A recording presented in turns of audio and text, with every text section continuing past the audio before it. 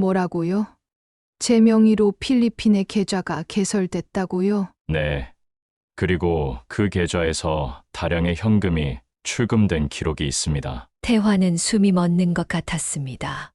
믿을 수 없었습니다.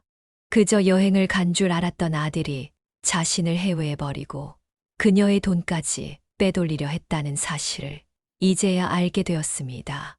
손이 덜덜 떨렸습니다. 하지만 무엇보다도 가슴이 미어지는 건 그 배신이 너무도 명백하다는 것이었습니다. 그 순간 태화는 더 이상 눈물을 흘리지 않기로 했습니다. 배신당한 현실을 받아들이고 이제는 그에 대한 대가를 치르게 하기로 결심했습니다.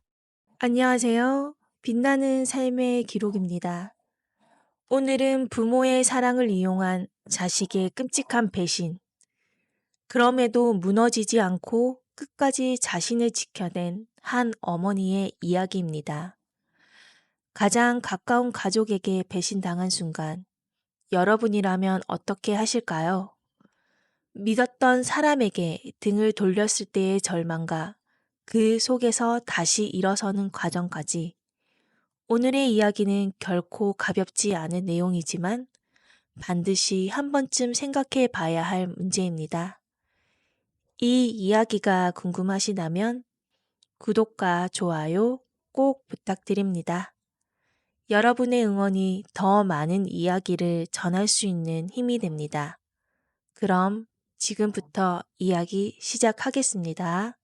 어느 날 오후 태화는 익숙한 창밖 풍경을 바라보며 차 한 잔을 마시고 있었습니다. 적막하고 평온한 시간이었지만 마음 한구석은 늘 허전했습니다. 남편을 떠나보낸 후 홀로 생활한 지도 벌써 몇 해째. 적적한 순간이 많았지만 오히려 혼자가 익숙해진 지 오래였습니다. 그때 현관 초인종이 울렸습니다.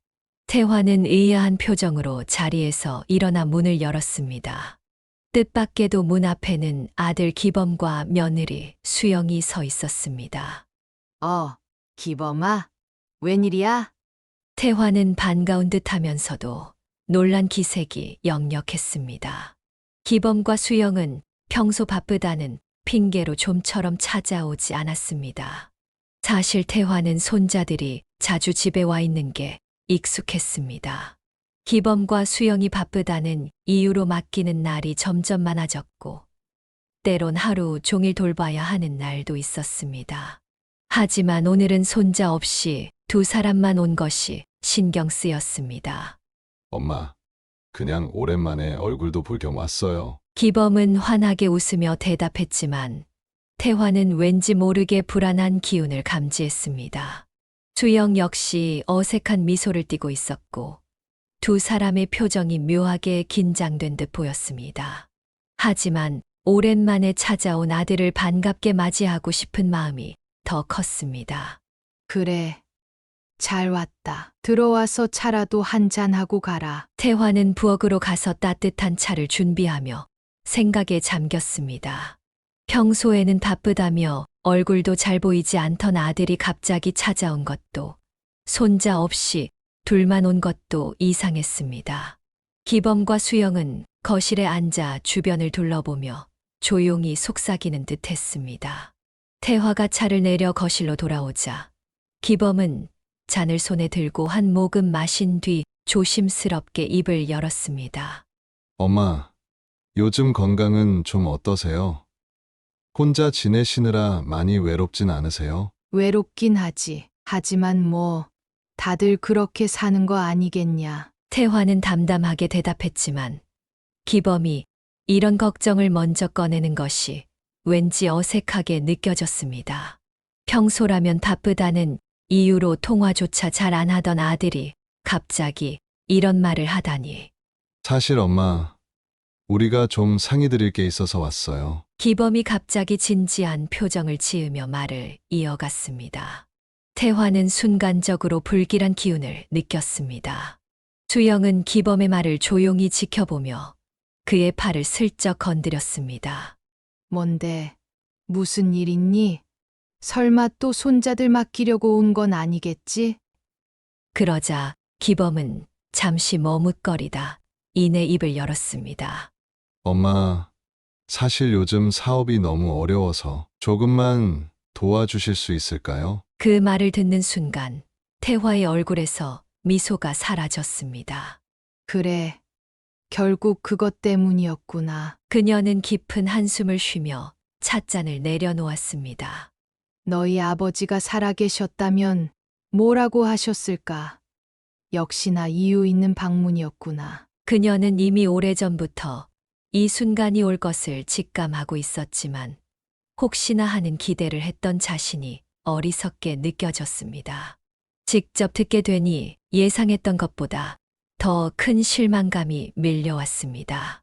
태화는 아들의 말을 듣고 한동안 아무 말 없이 찻잔을 바라보았습니다. 찻잔에 비친 자신의 모습이 순간 낯설게 느껴졌습니다.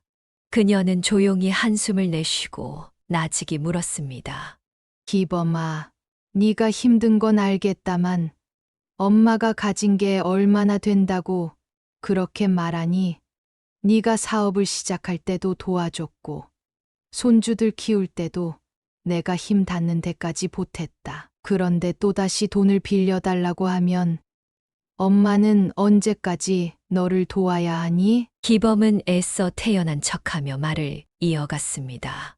엄마, 저도 쉽게 말하는 게 아니에요. 처음엔 어떻게든 혼자 해결해 보려고 했어요. 하지만 요즘 정말 어려워요. 사업 자금이 다 막혀버리고 투자도 끊겨서. 엄마, 제발 이번 한 번만 도와주시면 안 돼요? 저도 엄마한테 부담 주고 싶지 않은 거 아시잖아요. 며느리 수영 역시 곧바로 거들었습니다. 그녀는 기범의 팔을 살짝 잡으며 간절한 눈빛으로 태화를 바라보았습니다. 어머님, 저희도 정말 난처해서 이렇게 말씀드리는 거예요. 저희가 편하려고 그러는 거 아니에요. 애들 교육비며 생활비며 도저히 감당이 안 돼요. 어머님이 조금만 힘을 보태주시면 저희도 숨 좀 돌릴 수 있을 것 같아서요. 태화는 조용히 차를 한 모금 마셨습니다. 그녀는 잠시 며느리를 바라보다가 부드럽지만 단호한 목소리로 답했습니다. 수영아, 너도 어머니 입장에서 한번 생각해 보렴. 너희야 아직 젊고 일할 수 있는 나이지만 나는 이제 혼자 살아야 하는 사람이야. 나도 나름대로 아껴서 살아가야 하는데 어떻게 계속 도와줄 수 있겠니? 기범은 깊은 한숨을 내쉬며 한층 더 간절한 목소리로 말했습니다. 엄마, 저희가 이러는 게 얼마나 자존심 상하는 일인지 아세요? 부모님께 손 벌리는 게 쉬운 일이 아니에요. 하지만 저희도 벼랑 끝에 몰려 있으니까 이렇게 말하는 거예요. 엄마, 만약 우리 처지가 조금만 더 나아졌다면 이런 부탁도 하지 않았을 거예요. 정말 마지막이라는 생각으로 이렇게 부탁드리는 거예요. 수영도 조심스럽게 덧붙였습니다. 어머님, 저희가 대출이라도 받으려면 담보가 필요한데 어머님께서 집 명의를 저희 앞으로 돌려주시면 대출을 받을 수 있을 것 같아요. 저희도 어머님께 피해 주고 싶지 않아요. 그 말을 듣는 순간 태화의 눈빛이 차갑게 변했습니다. 결국 이 집을 노리고 온 것이었구나. 기범이 돈을 요구할 때부터 어느 정도 예상했던 일이었지만 막상 듣고 나니 가슴이 덜컥 내려앉는 기분이었습니다. 이 집은 너희 아버지가 나한테 남겨주신 거다. 네가 어려운 건 알겠지만 그렇다고 이 집을 넘기는 건 말도 안 되는 일이다. 태화의 단호한 거절에 기범은 당황한 듯 입술을 질끈 깨물었습니다. 그는 태화의 손을 조심스럽게 잡으며 다시 한번 애원하듯 말했습니다. 엄마, 제발 한 번만 생각해 주세요. 엄마도 손주들이 더 좋은 환경에서 자라길 바라시잖아요. 저희가 조금만 더 여유가 생기면 엄마한테도 더 잘할 수 있을 거예요. 그러나 태화는 손을 조용히 빼며 단호하게 답했습니다. 기범아, 손주들이 소중한 건 나도 마찬가지야. 하지만 너희가 감당하지 못할 빚을 지면서까지 이 집을 담보로 맡기라고 하는 건 엄마로선 절대 받아들일 수 없어. 아버지가 왜 이 집을 나한테 남기고 가셨는지 다시 생각해봐라. 수영 역시 실망한 기색이 역력했습니다. 하지만 그들의 포기는 그렇게 쉽게 오지 않을 것 같았습니다. 태화는 그들의 태도에서 더욱 불길한 기운을 느꼈습니다. 태화는 기범과 수영이 돌아간 후에도 마음이 개운하지 않았습니다. 아무리 어렵다지만 진명이를 넘기라는 말까지 할 줄은 몰랐습니다. 역시 이 집을 노리고 있었구나. 그녀는 혼잣말을 하며 깊은 한숨을 내쉬었습니다. 며칠이 지나지 않아 수영이 손자들을 데리고 다시 찾아왔습니다. 평소처럼 손자들을 맡기려는 것이려니 하고 문을 열어주었지만 이번에는 느낌이 달랐습니다. 어머님, 애들 좀 봐주실 수 있죠? 저희가 오늘 약속이 있어서요. 수영은 태연하게 웃으며 아이들의 가방을 건넸습니다. 태화는 흔쾌히 받아들였지만 그녀의 시선은 수영의 행동을 예의주시하고 있었습니다. 아이들을 데리고 온 후에도 수영은 쉽게 나가지 않고 집안을 두리번거리며 배회했습니다. 수영아, 뭐 찾니? 태화가 조용히 물었습니다. 그러자 수영은 화들짝 놀라며 억지 웃음을 지었습니다. 아, 어머님. 그냥 집이 깔끔하게 정리되어 있길래 좀 둘러보고 있었어요. 저희도 조만간 이사 가야 할 것 같아서 참고하려고요. 하지만 그녀의 행동은 단순한 호기심이 아니었습니다. 서랍장을 슬쩍 열어보거나 거실 서랍 안쪽을 확인하는 모습이 몇 번이고 목격되었습니다. 태화는 모른 척했지만 속으로는 이미 의심이 깊어지고 있었습니다. 그날 저녁 태화는 손자들을 재운 후 거실에서 며느리의 행동을 곰곰이 되새겼습니다. 대체 뭘 찾고 있었던 걸까? 그녀는 즉시 중요한 서류들이 있는 서랍을 확인했습니다. 통장과 집 문서, 남편이 남긴 유언장까지 모두 그 자리에 있었습니다. 다행이라 생각했지만 불안감은 좀처럼 사라지지 않았습니다. 다음 날 수영은 손자들을 데리러 오면서 또다시 자연스럽게 거실을 둘러보았습니다. 이번에는 주방 쪽으로 가더니 찬장 안까지 열어보았습니다. 어머님, 저녁 준비하시는 거예요? 무슨 반찬 하시려고요? 수영은 애써 자연스럽게 물었습니다. 태화는 냉장고에서 재료를 꺼내며 대답했습니다. 간단히 된장찌개나 끓이려는데. 그러자 수영은 주방 찬장을 열어보며 말을 이었습니다. 된장찌개요. 어머님, 여기 소금 좀 써도 될까요? 태화는 수영을 곁눈질하며 조용히 손을 멈췄습니다. 평소에 주방에 거의 관심도 없던 사람이 갑자기 소금을 찾다니. 태화는 젓가락으로 냄비를 휘저으며 천천히 대답했습니다. 소금. 무슨 요리에 쓰려고 그러니? 수영은 순간 당황한 듯 했지만 이내 웃으며 변명을 늘어놓았습니다. 아, 저희 집에서도 찌개를 자주 해 먹는데 어머님 집엔 어떤 조미료가 있나 궁금해서요. 요즘 좋은 소금이 많다길래 혹시 어머님도 바꿔보셨나 해서요. 태화는 의미심장한 눈빛으로 수영을 바라보았습니다. 그녀의 행동이 점점 더 부자연스러워지고 있었습니다. 그렇구나. 그런데 수영아, 너는 요리를 별로 안 하잖니? 그런데 조미료까지 신경 쓰는 걸 보니 네가 요리에 관심이 많아졌나 보구나. 수영은 태화의 시선을 피하며 서둘러 웃어 넘겼습니다. 아, 요즘 들어 요리도 좀 배우고 싶어서요. 태화는 아무 말 없이 고개를 끄덕였습니다. 하지만 그녀의 의심은 확신으로 변해가고 있었습니다. 분명히 무언가를 찾으려는 게 틀림없어. 그날 밤 태화는 중요한 문서들을 모두 다른 곳에 옮겨 보관했습니다. 서랍장을 정리하는 손길이 유난히 단단했습니다. 이제 그녀는 며느리와 아들의 다음 행동을 주의 깊게 살펴보기로 결심했습니다. 태화는 요 며칠 사이 불안한 마음을 떨쳐낼 수 없었습니다. 기범과 수영이 집을 방문한 이후 그들의 태도는 변함없이 조급했고, 특히 수영의 행동은 더욱 이상했습니다. 그녀는 마치 무언가를 찾기라도 하듯 집 안을 살폈고, 태화는 그들의 의도를 점점 더 확신하게 되었습니다. 그러던 어느 날, 기범에게서 전화가 걸려왔습니다. 엄마, 요즘 집에만 계시지? 답답하시지 않아요? 태화는 순간 무슨 말을 하려는지 감이 왔지만 애써 평온한 목소리로 대답했습니다.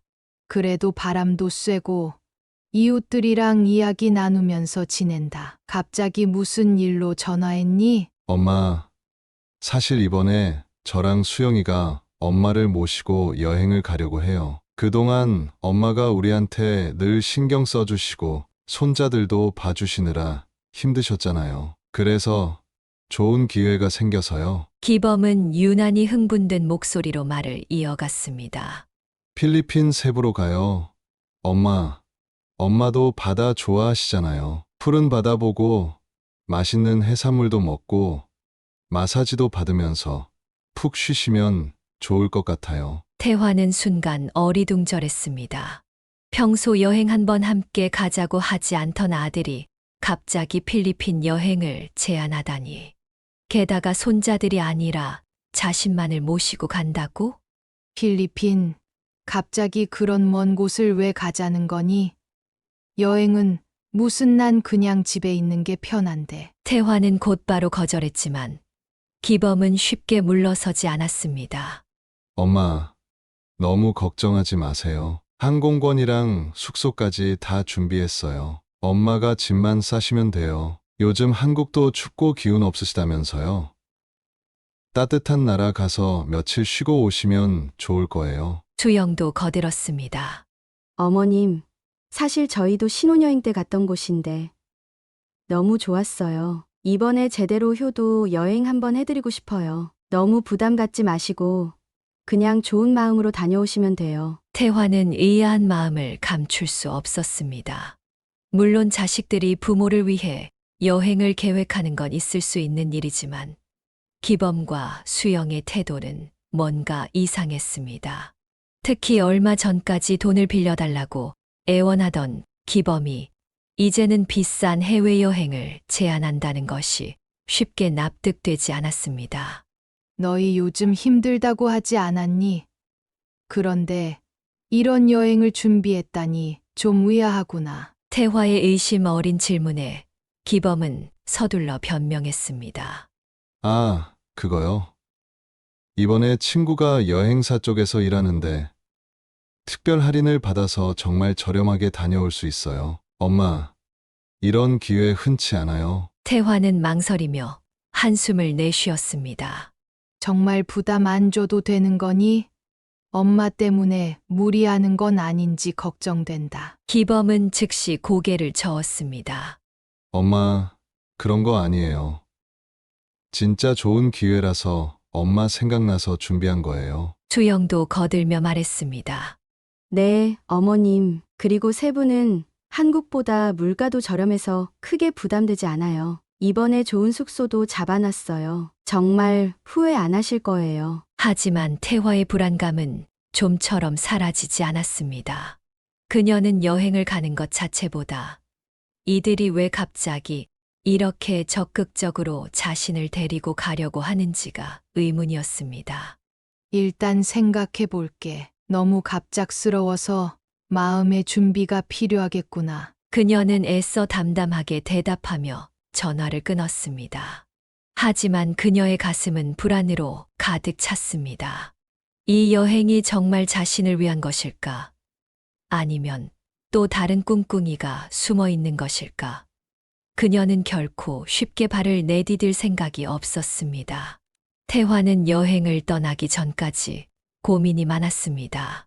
처음에는 선뜻 마음이 내키지 않았습니다. 생전 함께 여행 한번 가자고 하지 않던 기범과 수영이 갑자기 해외여행을 제안한다는 것이 쉽게 믿기지 않았습니다. 엄마, 너무 걱정하지 마세요. 정말 좋은 기회라니까요. 이번엔 엄마가 좀 즐겨야죠. 기범이 다정한 목소리로 설득했고 수영도 곁에서 밝게 웃으며 거들었습니다.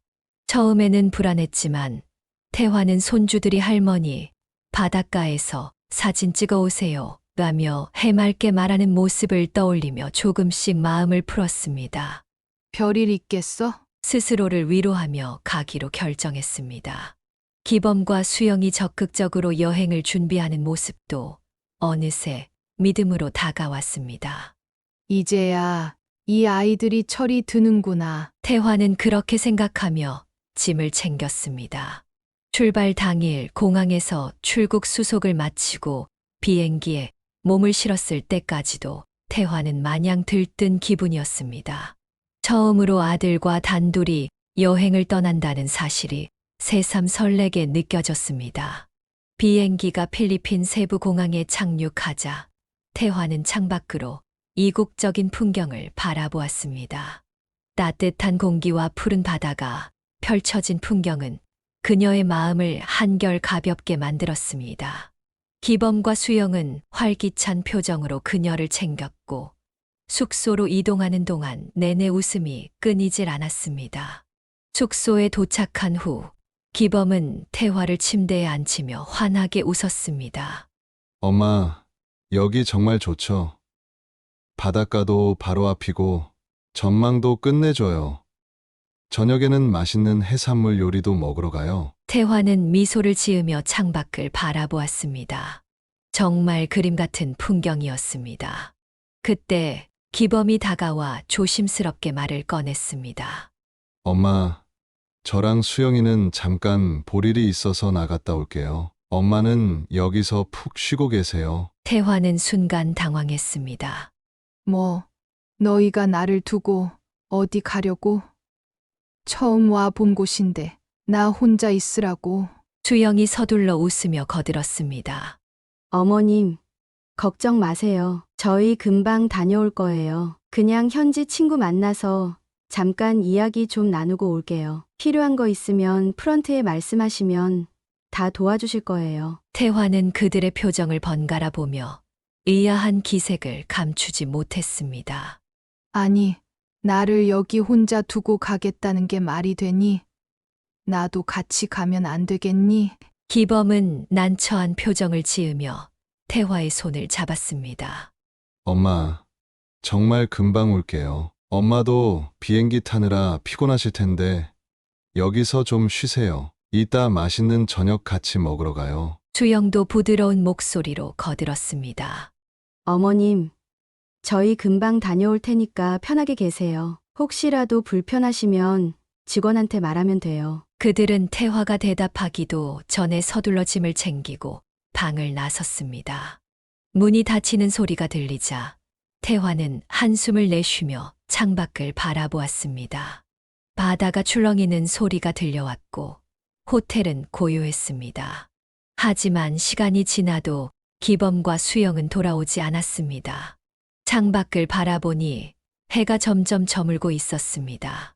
그녀는 초조한 마음에 방 안을 서성이다 결국 가방에서 휴대전화를 꺼내 기범에게 전화를 걸었습니다. 하지만 신호가 가다가 곧바로 끊겼습니다. 이상하네. 전파가 안 터지는 건가? 태화는 다시 전화를 걸었지만 여전히 연결되지 않았습니다. 사실 기범은 한국에서 출발하기 전 어머니의 휴대전화에서 해외 로밍을 차단해 놓았지만 태화는 그 사실을 알지 못했습니다. 그녀는 점점 더 불안해졌습니다. 대체 어디 간 거야? 태화는 가만히 있을 수 없다는 생각이 들었습니다. 그녀는 가디건을 걸치고 호텔 밖으로 나섰습니다. 낮에는 활기차 보였던 거리였지만 저녁이 되니 낯설고 위협적으로 느껴졌습니다. 번화가에서 벗어나 조금만 가자 어두운 골목들이 눈에 띄었고 외국인 관광객보다는 현지인들이 대부분이었습니다. 필리핀의 밤거리는 생각보다 더 어두웠고 간간히 희미한 가로등이 거리를 비췄습니다. 바람이 불 때마다 정체 모를 향신료, 냄새와 음식 냄새가 뒤섞여 코끝을 스쳤고 길거리를 오가는 사람들은 대부분 낯선 얼굴들이었습니다. 괜찮아. 택시를 잡아서 숙소로 돌아가면 돼. 태화는 애써 자신을 다독이며 호텔을 찾으려 했습니다. 하지만 어떤 방향으로 가야 할지 감이 잡히지 않았습니다. 처음부터 기범과 수영이 숙소 체크인부터 이동까지 모든 걸 챙겼기에 그녀는 호텔 이름조차 정확히 기억나지 않았습니다. 그녀는 불안한 마음으로 다시 한번 휴대전화를 꺼내 기범에게 전화를 걸었습니다. 하지만 신호조차 잡히지 않았습니다. 대체 이게 어떻게 된 거야? 당황한 태화는 전화 설정을 확인해 보았지만 별다른 이상은 없어 보였습니다. 하지만 몇 번을 시도해도 전화는 연결되지 않았고 문자도 전송되지 않았습니다. 그녀는 답답한 마음에 거리를 서성이며 주변을 둘러보았습니다. 그때 낯익은 언어가 들려왔습니다. 한국 분이세요? 태화는 깜짝 놀라 뒤를 돌아보았습니다. 한 중년의 한국인 남성이 걱정스러운 표정으로 그녀를 바라보고 있었습니다. 네, 여기 관광 왔는데 아들이 갑자기 사라져서 어디로 가야 할지 모르겠어요. 남성은 그녀의 초조한 표정을 보고는 부드럽게 미소 지으며 말을 건넸습니다. 걱정 마세요. 저도 여기서 사업하고 있는 사람이라 길은 잘 압니다. 혹시 도움 필요하시면 제가 도와드릴 수 있을 것 같습니다. 태화는 순간 안도의 한숨을 내쉬었지만 한편으로는 낯선 사람을 믿어도 되는지 걱정이 되었습니다. 하지만 지금 그녀에게는 도움의 손길이 절실했습니다. 정말 감사합니다. 사실 숙소도 기억이 잘 안 나고 아들과도 연락이 안 돼서. 남성은 잠시 고민하더니 태화의 손에 들린 휴대전화를 가리켰습니다. 혹시 전화 좀 확인해 봐도 될까요? 간혹 해외에서는 설정이 바뀌면서 자동으로 로밍이 차단되는 경우가 있습니다. 태화는 조심스럽게 휴대전화를 건넸고 남성은 몇 가지 설정을 살펴보았습니다. 하지만 그의 얼굴이 점점 어두워졌습니다. 어머님, 이거 로밍이 차단돼 있네요. 그래서 연락이 안 되셨던 겁니다. 태화는 순간 멍해졌습니다. 그럴 리가 없어요. 저는 그런 설정을 건드린 적도 없는데요. 그녀는 휴대전화를 빼서 다시 확인해 보았지만 분명히 설정은 차단된 상태였습니다. 그제야 그녀는 떠나기 전날 기범과 수영이 휴대전화를 확인해 준다며 건네받았던 순간을 떠올렸습니다. 설마 그때 일부러 이렇게 설정한 걸까? 의심이 점점 깊어졌습니다. 하지만 확신할 수 없는 상황에서 그녀는 말없이 입술을 깨물었습니다. 남성은 태화의 당황한 얼굴을 보며 조심스럽게 말을 이었습니다. 어머님, 일단 여기서 너무 오래 계시면 위험할 수도 있습니다. 숙소로 돌아가시는 게 좋을 것 같은데 혹시 호텔 이름을 기억하시나요? 태화는 곰곰이 생각했지만 아무리 떠올려 보려 해도 호텔 이름이 정확히 기억나지 않았습니다. 기범이가 다 알아서 예약하고 안내해줘서 저는 그냥 따라오기만 했어요. 남성은 심각한 표정을 지으며 고개를 끄덕였습니다. 그럼 가장 안전한 방법은 대사관으로 가는 겁니다. 대사관에 가면 신원 확인도 가능하고 아드님과 연락할 방법도 찾을 수 있을 겁니다. 태화는 남성의 제안에 고민했지만 더 이상 혼자 거리를 헤매고 있을 수 없었습니다. 그녀는 결국 남성과 함께 대사관으로 향하기로 했습니다. 택시를 타고 대사관으로 향하는 동안 태화는 창밖의 어두운 거리를 바라보며 깊은 생각에 빠졌습니다. 기범이는 대체 어디로 간 걸까? 왜 이렇게 연락이 안 되는 거지? 남성은 그녀가 불안해 보이자 조심스럽게 말을 걸었습니다. 어머님, 너무 걱정하지 마세요. 대사관에 가면 확실한 조치를 받을 수 있을 겁니다. 정말 감사합니다. 그때 택시 기사가 사이드 미러를 보며 짧게 한마디 던졌습니다. 필리핀어였지만 남성의 표정이 순간 굳어졌습니다. 무슨 말인가요? 태화가 불안한 눈빛으로 물었습니다. 별거 아닙니다. 그냥 요즘 이런 사건이 종종 있어서 조심하라는 이야기네요. 남성은 태화를 안심시키려 했지만 그녀는 더욱 불안해졌습니다. 내가 지금 위험한 상황인 건 아니겠지. 택시는 어두운 도로를 달리고 있었고 태화는 점점 더 긴장했습니다. 대사관에 도착한 후 태화는 한숨을 내쉬며 안으로 들어섰습니다. 직원이 그녀를 맞으며 친절하게 말을 건넸습니다. 어머님, 어떤 도움을 드릴까요? 제 아들과 연락이 되지 않아요. 휴대전화도 이상하고 호텔도 기억이 잘 나지 않아서. 직원은 그녀의 여권을 확인하고 컴퓨터를 살폈습니다. 하지만 이내 심각한 표정을 지었습니다.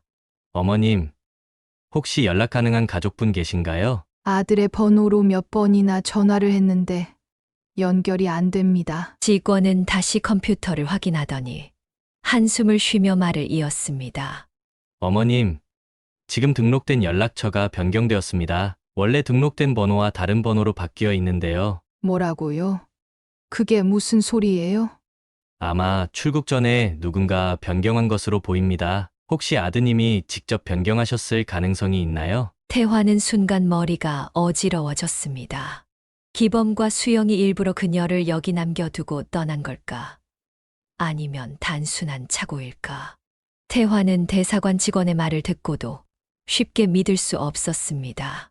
기범이? 아니, 내 아들이 그녀는 손을 꼭 쥔 채 떨리는 목소리로 되물었습니다. 등록된 번호가 바뀌었다고요? 그게 무슨 말입니까? 직원은 조심스럽게 설명을 이어갔습니다. 어머님, 보통 해외에 오시면 긴급 연락처로 가족의 번호가 등록됩니다. 그런데 어머님의 경우 기존에 등록된 번호가 최근에 변경되었습니다. 누군가 의도적으로 바꿨을 가능성이 큽니다. 태화는 멍해진 표정으로 자리에 앉았습니다. 그녀의 머릿속에서 여러 가지 가능성이 스쳐 지나갔습니다. 분명 출국 전까지는 연락이 잘 되었고 한국에서 출발하기 전까지만 해도 기범이 직접 공항까지 안내하며 따뜻하게 웃지 않았던가.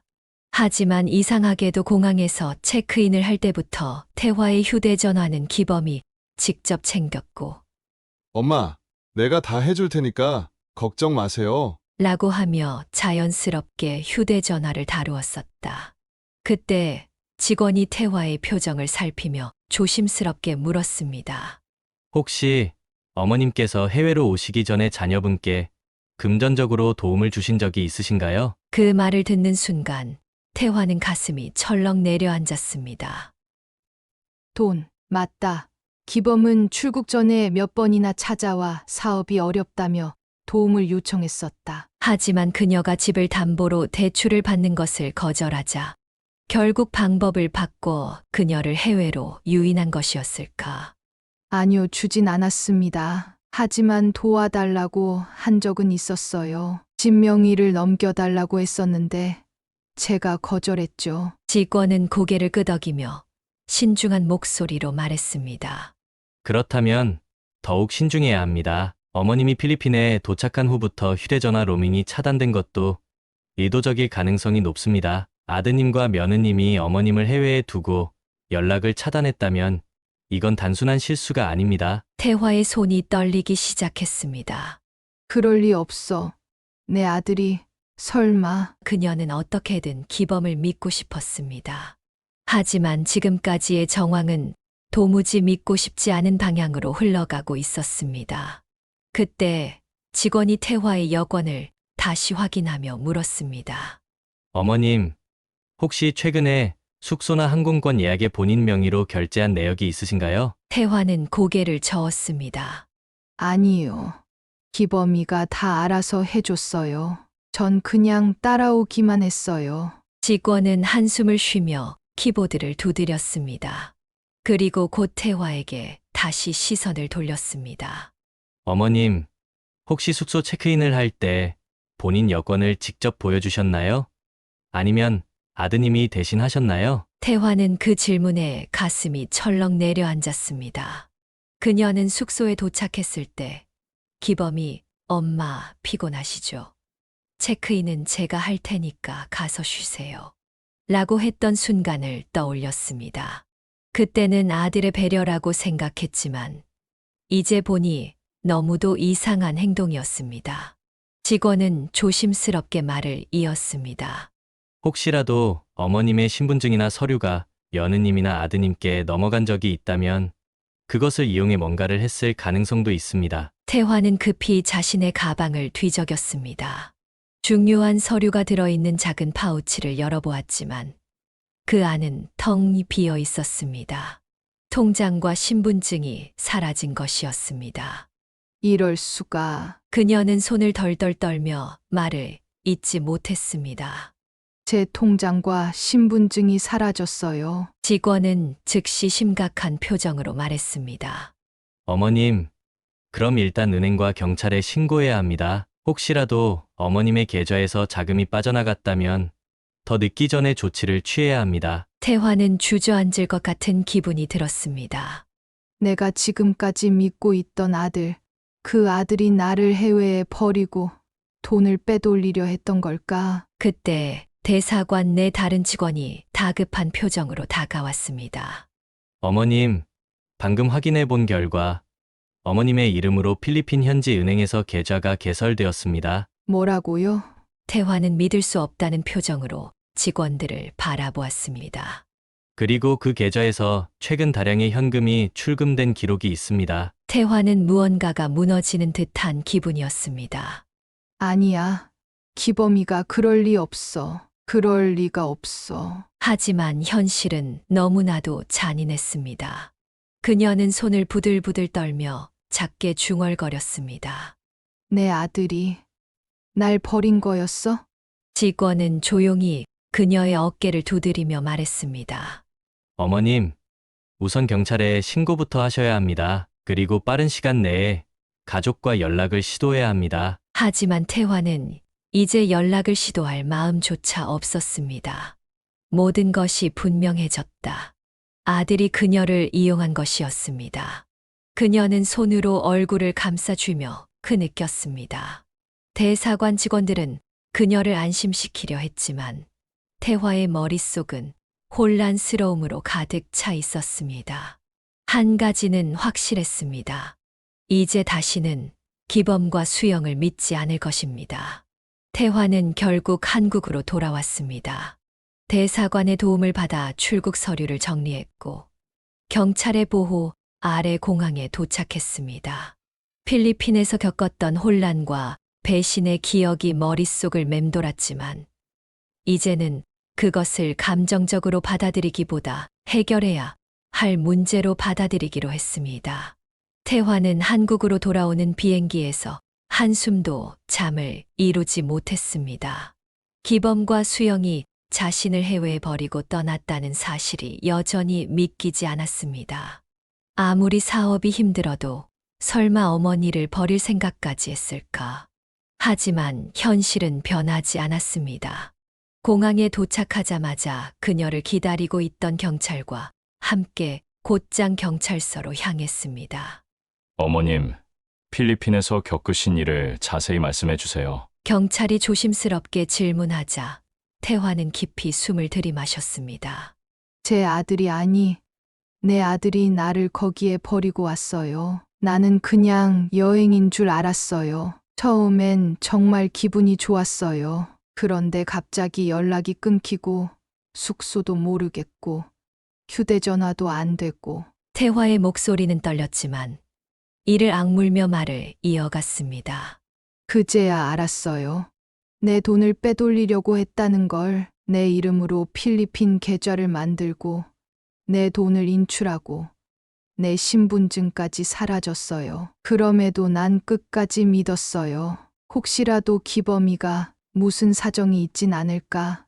내가 모르는 무슨 이유가 있진 않을까 싶어서. 경찰은 그녀의 말을 끊지 않고 차분히 듣고 있었습니다. 그런데요, 제 계좌에서도 돈이 빠져나갔다면서요? 태화는 경찰을 바라보며 물었습니다. 경찰은 태블릿을 열어 자료를 보여주며 대답했습니다. 네, 어머님 명의의 필리핀 계좌에서 여러 차례 현금이 인출됐고 일부 금액은 국내 계좌로도 이체됐습니다. 이 과정에서 어머님이 사용한 적 없는 카드가 발견됐고요. 태화는 치미는 분노에 이를 악물었습니다. 그럼 기범이 그 돈을 다 썼다는 거네요. 경찰이 고개를 끄덕였습니다. 현재 자금 흐름을 조사 중인데 기범 씨의 사업 계좌로 일부 자금이 들어간 것이 확인됐습니다. 법적으로도 충분히 사기 혐의로 입건이 가능합니다. 그럼요. 당연히 처벌받아야죠. 제 자식이라고 봐줄 생각 없어요. 태화의 단호한 목소리에 경찰도 고개를 끄덕였습니다. 그럼 법적 절차를 진행하겠습니다. 혹시 따로 연락할 가족이 있나요? 잠시 고민하던 태화는 고개를 저었습니다. 아니요. 저에게 이제 가족은 없습니다. 며칠 후 경찰의 조사가 진행되면서 기범의 신변에도 변화가 생겼습니다. 기범은 사업이 어려워지면서 다급하게 돈을 빼돌린 것이었고, 이제 모든 것이 밝혀졌다는 사실을 깨닫고 태화에게 전화를 걸어왔습니다. 엄마 제발 내 말 좀 들어봐. 태화는 한숨을 내쉬었습니다. 네가 무슨 말을 하든 난 너를 용서할 생각 없다. 이제 와서 변명하려고 하지 마라. 엄마, 나도 어쩔 수 없었어. 사업이 너무 힘들었고 이대로면 다 망하는 상황이었어. 그래서 그랬어. 그래서 엄마를 버렸다고? 태화의 목소리가 차가웠습니다. 너는 네가 살겠다고 날 해외에 버려뒀어. 네가 선택한 일이야. 그 대가는 네가 져야 해. 기범은 울먹이며 애원했습니다. 엄마, 나 경찰서에 출석해야 해. 나 진짜 이러다가 감옥 갈 수도 있어. 엄마가 탄원서라도 써주면 아니. 엄마가 나를 고소 취하하면 나 좀 덜 힘들게 해. 이제 와서 엄마라고 부르지 마. 태화는 단호하게 잘라 말했습니다. 엄마라고 부를 자격 없어. 넌 이미 나를 버린 순간 나는 너를 잃었다. 이제 나도 너를 버릴 거야. 기범은 계속해서 변명을 늘어놓았지만 태화는 더 이상 듣지 않았습니다. 다신 연락하지 마라. 그 말을 끝으로 태화는 전화를 끊었습니다. 한편 수영은 기범이 체포될 위기에 놓이자 재빠르게 자신을 보호하려 했습니다. 그녀는 경찰 조사에서 최대한 자신은 관련이 없다는 식으로 진술을 했습니다. 저는 정말 몰랐어요. 남편이 한 일에 대해선 전혀 알지 못했습니다. 저는 단순히 여행을 간 줄 알았고 시어머님께 그렇게까지 할 줄은 꿈에도 몰랐어요. 그러나 경찰 조사 결과 수영이 태화의 신분증을 이용해 서류를 위조한 정황이 드러났습니다. 박수영 씨, 태화 씨 명의로 필리핀 계좌 개설할 때 본인이 직접 개입하셨죠. 저는 그냥 남편이 하라고 해서 도와준 것뿐이에요. 저한텐 아무런 이득도 없었어요. 그렇지 않죠. 국내 계좌에서 출금된 자금 일부가 박수영 씨의 계좌로 흘러들어간 게 확인됐습니다. 수영의 얼굴이 새파랗게 질렸습니다. 아니에요. 오해예요. 저는 몰랐다니까요. 하지만 결국 그녀도 기범과 함께 법적 책임을 지게 되었습니다. 수사가 마무리되면서 기범은 징역형을 선고받았고 수영 역시 사기 및 사문서 위조 혐의로 처벌받게 되었습니다. 재판이 끝난 후 태화는 깊은 한숨을 내쉬었습니다. 이제야 모든 것이 끝났다는 생각이 들었습니다. 어머님, 이제 어떻게 하실 생각이세요? 담당 경찰이 조심스럽게 물었습니다. 태화는 창밖을 바라보며 조용히 말했습니다. 이제라도 내 인생을 살아야겠지요. 그녀는 조용히 집으로 돌아와 짐을 정리하기 시작했습니다. 혼자가 되었지만 이제는 후회하지 않기로 했습니다. 거울을 보니 피곤한 얼굴이 비쳤습니다. 이제야 진짜 끝났네. 그녀는 혼잣말을 하며 창밖을 바라보았습니다. 멀리서 노을이 지고 있었습니다. 진짜로 오롯이 혼자지만 나를 사랑하며 살 것이다. 그녀의 인생은 이제부터가 시작이었다.